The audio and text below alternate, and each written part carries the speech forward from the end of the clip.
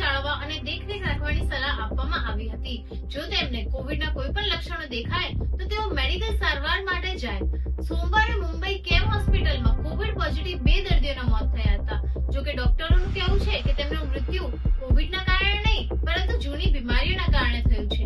એક દર્દીને મોહનું કેન્સર હતું અને બીજા દર્દીને નેફ્રોટિક સિન્ડ્રોમ હતું, જે કિડનીનો રોગ છે.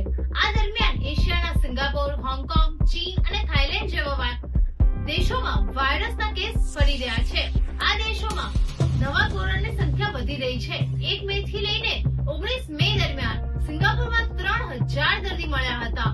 એપ્રિલના છેલ્લા અઠવાડિયામાં સુધીમાં આ સંખ્યા 11000